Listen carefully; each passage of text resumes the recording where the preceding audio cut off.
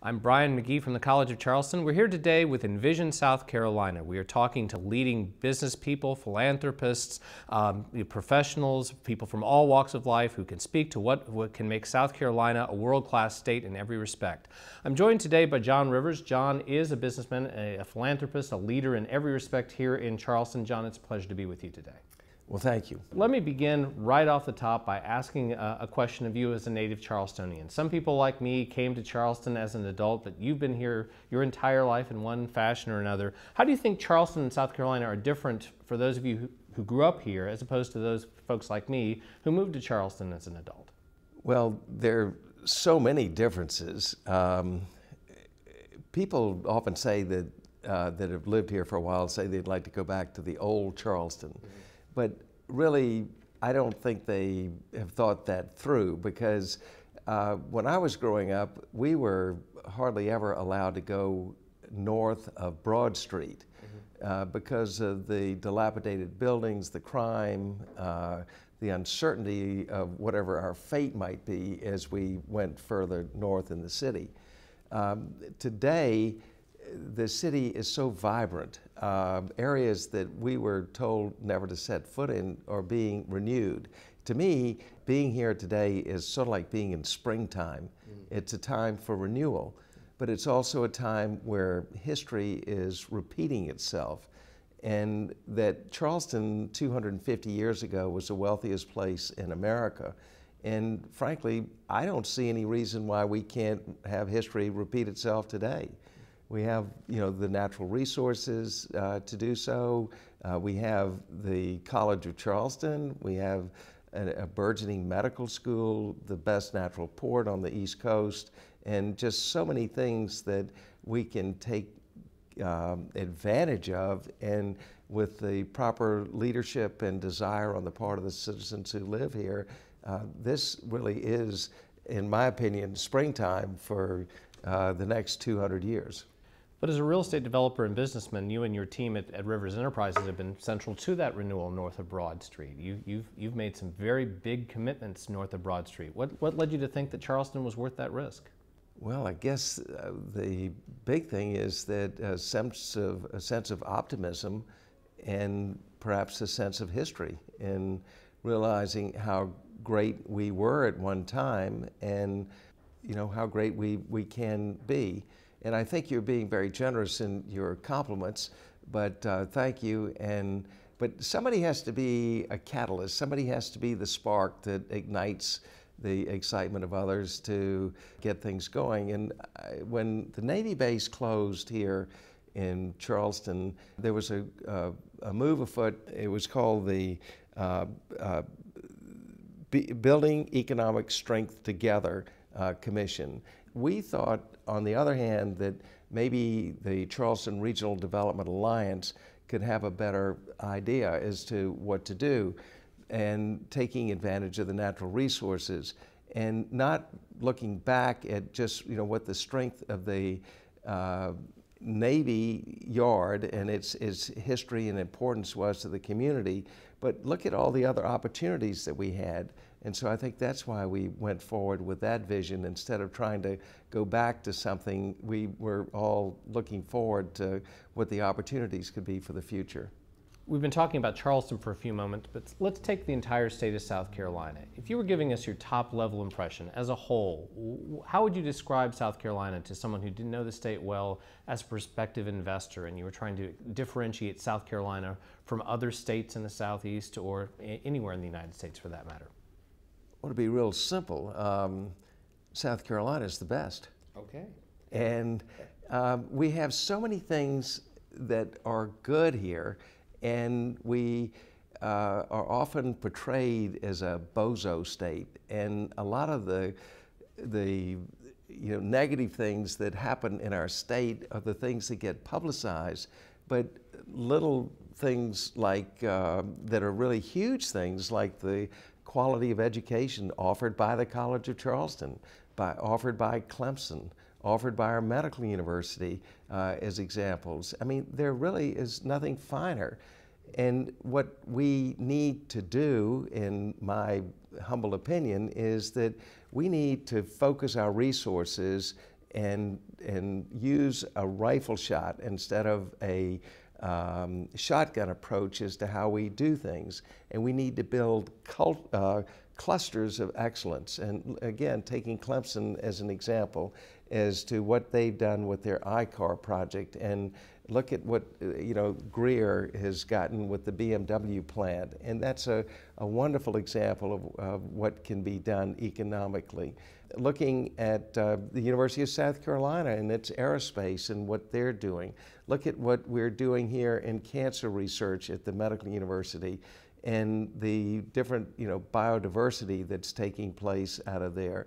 Look at what's happened to the College of Charleston and the quality of students that we've attracted. And when we're taking, I think, 1 out of every 7 applicants, and back in the late 1960s, when Ted Stern took the college from being a private municipal college into being a state-supported college, we were begging students to come here. And now we only take 1 out of every 7, and we've got the highest SAT scores, I think tied with Clemson, of any college that's in the state. So it's really terrific.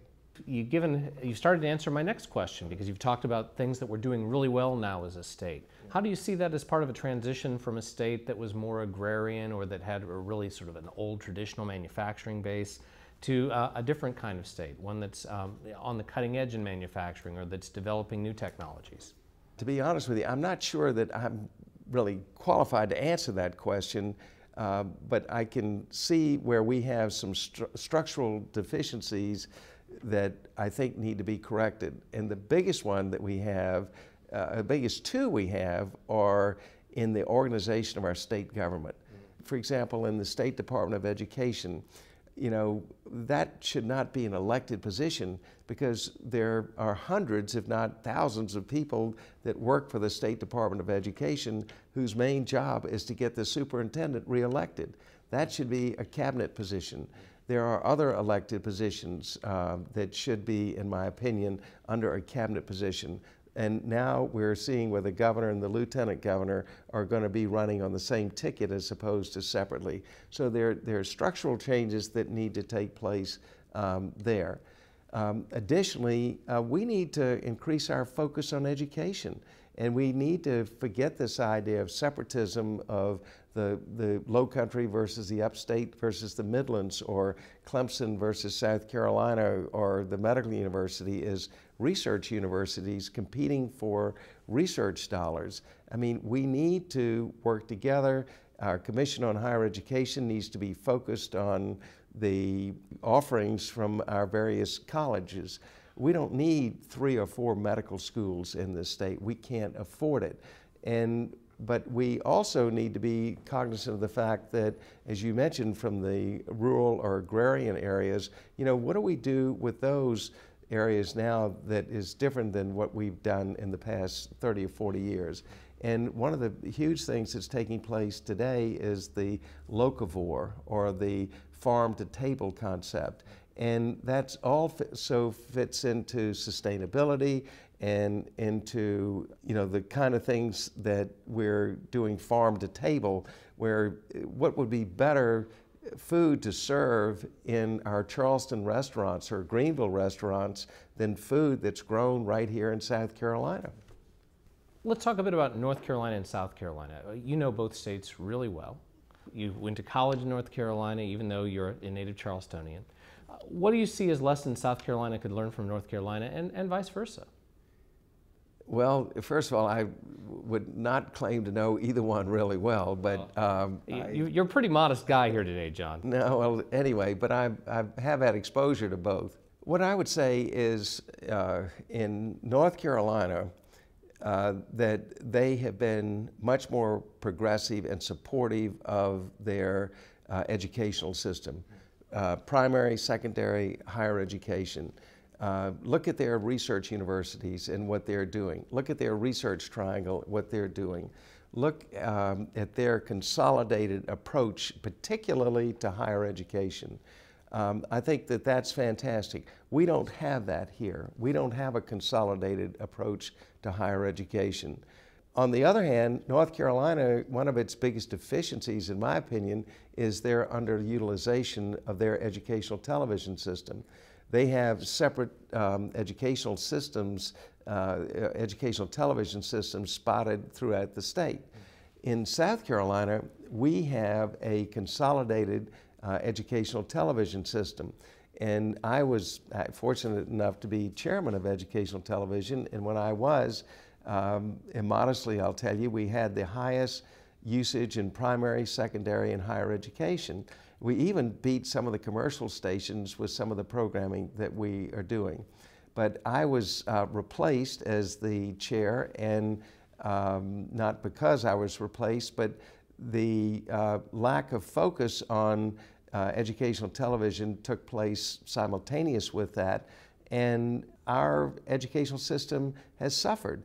And most of the people that are connected with overseeing ETV, SCETV and ERN, don't realize the fact that with the facilities that we have at ETV, we can put out 1,100 hours of programming per day. Per day, 1,100 hours, which is more than CBS, ABC, NBC, CNN, all of the networks combined. And so we've got the pipeline and the ability to do it. And what I wanted to do, frankly, was out of the box and crazy, but to dump PBS. And was told that we couldn't do that because of Louis Rukeyser and Wall Street Week. Well, unfortunately, I think he passed away, 2 or 3 years after I made that initial suggestion. So they lost Wall Street Week anyway. But we had an opportunity to set up a whole new business of providing educational programming originated in South Carolina using our educational facilities like the College of Charleston, like the University of South Carolina, like Clemson, like Francis Marion, like University of South Carolina in Beaufort, in Salkehatchie, in Florence, in York, and where we were actually doing a program called KPASA for the Mexican government. But we could, use the different resources and regions of our state and then feed them into the heart, which would be in Columbia, and then commit those programs and ideas to not only other parts of the state, but because of technology throughout the world. Give you just one quick prime example. We started a program called the Black History Teleconference, and it was to be broadcast in Columbia, and it was.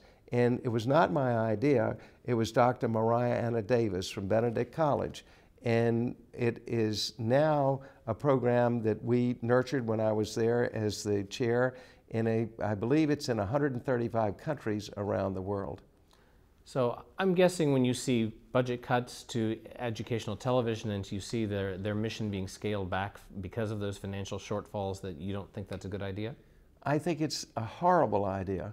And I know there was a move afoot to try and sell the spectrum that is used by educational television to private resources, but that can't happen because that is allocated to public education. And the problem is that it's not being utilized. And there is no better way, for example, to reach all 46 sheriff's departments in the state than through the technical facilities of educational television. And you could do it less expensively, and think of all the drive time and the hours that it takes for people to come to training sessions in Columbia, when you can be in Columbia and be sending that information to somebody in Lexington or Anderson or Beaufort or Walterboro or Aiken or any other part of the state. So, and you can use that for training, for teachers, for medical training in rural communities that can all be originated in different parts of the state and ultimately fed through Columbia, but it doesn't have to originate in Columbia, and then it can go to other parts of the state. So I think we can actually, if we're really smart about our reorganization, we can take the information that we have, use the technology we have, and leapfrog this abyss that we seem to find ourselves in when people criticize us for our lack of education in South Carolina. And I mean, look at what you got going here at the College of Charleston. Not many people know it, I don't think, but that our School of the Arts here at the college put out 277 different programs each year in the arts. Mm-hmm. Now, wouldn't that be wonderful if we could share that with everybody, every citizen in the state?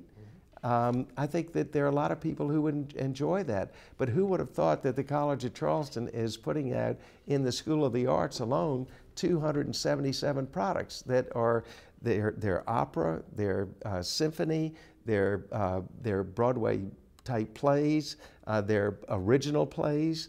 There are just all kinds of things that come out of there that I think that other people would enjoy. And it's not only there, it could be participation in Spoleto, it's the scientific activities that are taking place at the Fort Johnson Laboratory, it could be the collaborative efforts that Clemson and the Medical University are having at the Medical University here with College of Charleston and Clemson, what's happening at the Restoration Institute. I mean, they're just all kinds of things. We're limited only by our imagination. John, great topic, but I'd like to shift to a new one. Sure. You've not only been a successful business leader and entrepreneur and visionary for this community in your business career, but you've also been a leading philanthropist and volunteer. Could you talk to me a bit about how you see philanthropy and volunteerism being something that should be important to the future of the state and an area where giving back is essential? Well, I do think it's essential. I think that a community is only as good as the people who live in that community.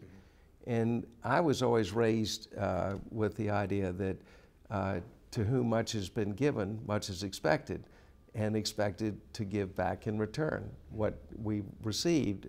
And I always am looking for ways that I can be more philanthropic. And unfortunately, I can't do all the things that I want to do. But you know, really going back to what I said originally, people make the place. And, you know, so a person has got to make a decision. Is it better to support the symphony or an arts program or scientific research at the Medical University, for example, or building a park or a greenway? Or is it better to do that or to engage in what I call self-indulgence and have a 160-foot yacht that's got a crew of 16 or how many staterooms or how many G5 airplanes that you have? And, you know, that's a personal decision, but, you know, my personal position is that I think I should live within certain parameters and not do everything that I can do just because I can do it, but I've got to look beyond myself. And that's what I teach my children, that, you know, they're the old cliche, the letter I is not in the word we or in the word us or in the word our. And that I think it's really important that everybody who has the ability to invest in their community make that investment. Well, let's go back full circle to where we started. Thinking about the future and how South Carolina can respond to its opportunities in K-12 education, in higher education, in the arts, in making opportunities for learning available statewide, in terms of better facilitating economic development all throughout the state. What do you think our prospects are for moving the state forward and becoming world-class in every respect, the envy of all the other states and a global player? It's a big question, I know. That is a big question, but I think basically it all starts with leadership. And the tone that that leadership sets for the rest of the state. And in today's environment, that really has got to come from our legislative branch. And we set up, you know, back in 1875 when Wade Hampton brought order to chaos after the Civil War with a weak governor and a strong legislature so that we would never, presumably, or the state would never have a minority in a position of leadership. But I think it goes back to the idea of restructuring our state government and getting our state government to set the tone for what the priorities of the state should be. And once that's set at the state level, I think that each community needs to set its own goals and objectives. And the goals and objectives of Greenville for that particular region may be different than the goals and objectives that are set in Charleston or Spartanburg or Florence or Aiken.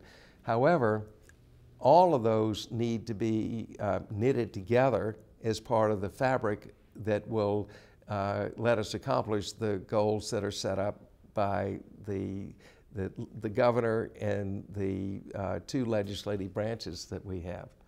But to me, that's where it all starts. I think we have the natural resources, the physical natural resources here. The big thing to me is to be able to attract the intellectual capital and the real financial capital that we need to really to grow. But where we're headed right now with, again, using Boeing, using BMW as examples, we have opportunities that no other state has. And because of our history of really not having capital and not making a lot of mistakes that other states made in the last 100 years, I think we somewhat have a fresh canvas to paint on. And if we can get our priorities straight and be sensitive to our environmental needs and create an environment that will attract that intellectual capital and the investment capital, that I think our potential really is unlimited. So bottom line, I'm very optimistic about what's happening, and that, you know, we've got I think somebody told me 26 suppliers from Boeing that want to relocate here. That would be huge. We have a world-class symphony hall and performance hall that is under construction right now. That means that our children won't have to go to Carnegie Hall to hear the best.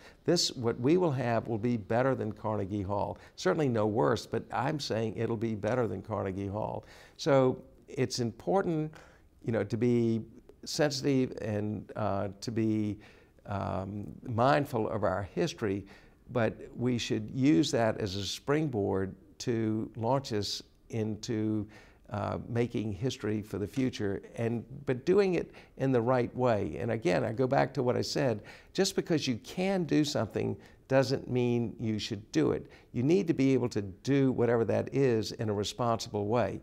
So, you know, would it be right to come into Charleston now and build a 60-story building or a 100-story building and try to build the biggest building in the world? You know, to me, absolutely not. But if we're sensitive to what brought so many people here to begin with and the historic charm of the city, then I think that we can take that, not ruin our quality of life, but enhance our quality of life by bringing people here that will make this a better place to live. Great. John, as you look back at your life, could you talk about what your most formative and memorable experiences were here in South Carolina? When I look back on my very earliest days, I remember how much fun I had, you know, playing in the parks. But I didn't know it at the time. I didn't realize I wasn't getting a good education. And I didn't realize as a 7, 8, 9, 10, 13, 14-year-old how important education would be to the rest of my life. And my parents sent me off to school, even though I was an excellent student here, and I thought I was, you know, doing pretty well. But I can give you a great example. I was at a private school here doing well academically, and my parents sent me off to Choate School in Wallingford, Connecticut, where the passing was 60 and the honor roll was 80. And I said, this is going to be a breeze, because I've been making 90s, and I mean, I can't make an 80. Certainly I can make an 80 and you know, be on the honor roll. So the first test I was given was a math test, and I was very fortunate. I made 100 on that test. And I said, this is really going to be simple. But then I was asked to write a composition, and I wrote the composition and got the grade back. I couldn't believe it. I got a 20. And so that was a real eye-opener to me. And I was then thrown into a whole different set of boys at that time that, you know, had so much more knowledge about the world. They had so much more knowledge about books, about writing, travel. And I realized that even though I thought that I was reasonably well educated, I wasn't well educated at all. And so that, to me, was the real eye-opening experience. And that's why I feel like, you know, education is so important. That's why I took on the job as chairman of educational television. And I was an educational television commissioner for, I think it was 14 years, and then chairman for 4 years. And I always said, you know, if a child is only ridden a dirt bike on a back road in South Carolina, but never seen the Concorde or a supersonic plane fly, I mean, they'll never know what it's like to fly a jet airplane. And so maybe Ron McNair, who was our, you know, great South Carolinian astronaut from Lake City, if, you know, maybe he happened to see ETV, and maybe he saw something that sparked his interest in aviation. And, but distance education and education, I think, is just so critical, and it just is a total anathema to me why our politicians don't put that as the absolute #1 priority for, you know, for everything we do in this state. Whatever we're doing, what is it doing to enhance education? What is it doing to enhance intellectual capital? What is it doing to use that intellectual capital to improve the quality of life of everyone in this state? John, knowing what you know, what advice would you give to young South Carolinians today? Well, it depends on what age group. The very young ones, I would say read. Learn to read, and read every day. Read every night. Get your parents to read to you. Read to your parents. Does the internet count? No, I'm going to it could be ebooks, or it could be you know, books, but the whole idea is to read. The second thing I would advise young people to do is to follow their passion, whatever that passion may be. And so that would be it. As far as the internet is concerned, I think that's an incredibly useful tool if it is utilized properly. But it is like anything else. It could be misused. And having been in the television business, I remember that television was blamed for crime. It was blamed for all kinds of the ills of the world. Right. But, you know, little did people realize that when books were assigned that were shown on television, like, remember, The Corn is Green, that which nobody had ever heard of, the reading comprehension went up dramatically. The reading interest went up dramatically. So, and I just taught a group of kindergarten students about Antarctica. And the research material that was available on the internet about Antarctica was fascinating to me, but more importantly, it was fascinating to the children. And part of the teaching was to teach them how to use the internet responsibly to learn about a subject that they wanted to learn about. So, but to, you know, use the internet to go find out what, I don't want to use, what a certain celebrity might be wearing or eating, or what issues they've had in dealing with the law, gossip, that kind of stuff, I don't think is useful. You know, a little bit of it may be entertaining, but to be obsessed with it, I think, is all wrong. And so I don't let my children do that, and I'm trying to teach them to follow their passions, to be good citizens, to have good manners, and to try at whatever they do. So that would be advice to young people. A great list. Envision, South Carolina world-class, globally connected.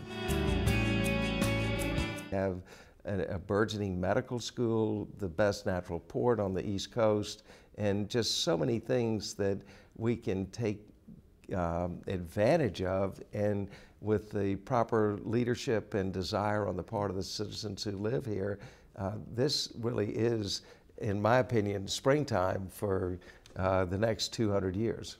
But as a real estate developer and businessman, you and your team at Rivers Enterprises have been central to that renewal north of Broad Street. You've made some very big commitments north of Broad Street. What led you to think that Charleston was worth that risk? Well, I guess the big thing is that a sense of optimism and perhaps a sense of history in realizing how great we were at one time and how great we can be. And I think you're being very generous in your compliments, but thank you. And I'm Brian McGee from the College of Charleston. We're here today with Envision, South Carolina. We are talking to leading business people, philanthropists, professionals, people from all walks of life who can speak to what can make South Carolina a world-class state in every respect. I'm joined today by John Rivers. John is a businessman, a philanthropist, a leader in every respect here in Charleston. John, it's a pleasure to be with you today.